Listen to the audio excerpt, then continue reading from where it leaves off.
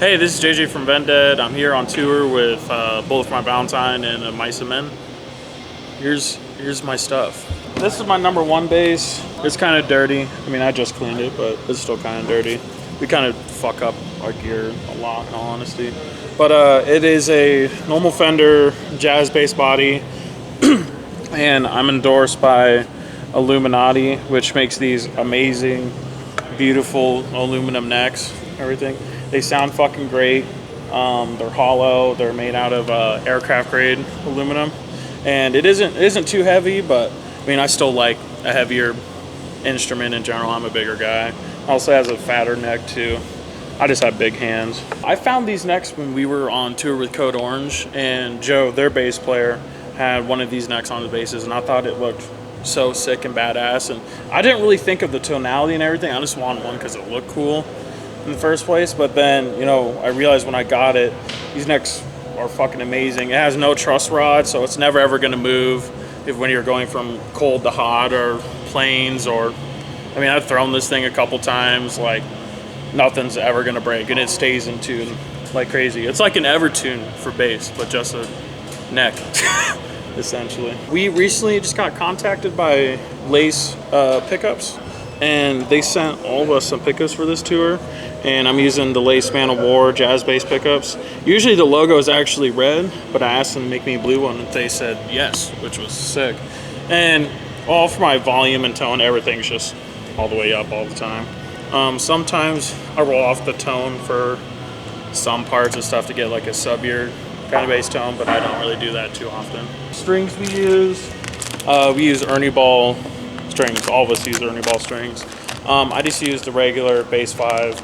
I use the 130 pack. I skip the 100 and I just go 130, 80, 65, 45 all the way down. That's what Chavo did from System of a Down, so that's what I do. So tuning, we all play in drop C. We do have one song in drop B, and I don't switch basses or anything. But yeah, we all play in drop C. This bass is pretty much the same as the other one, except for it has a PJ setup. This is just my backup. I painted it a while ago, and I did not paint it very well, obviously, because all the shit came off. This is just like a Fender Squire bass that I just basically put new rims on it, essentially. But this was the original neck that was on my #1. And this is like the chrome look. It's super dirty right now. But sorry, we're not very clean. But anyways, yeah, this is just my backup. It isn't anything special, but I do love this thing. I still play it every now and then. We do everything that we all have. Comes in an Anki case. These cases are absolutely amazing. They've been on so many flights through hot and cold. I've thrown them downstairs before. I've done literally everything. Like everything you can do. I'm not joking when I said I've thrown it down the stairs before, because I felt like it, and everything was safe inside. So yeah, it's awesome.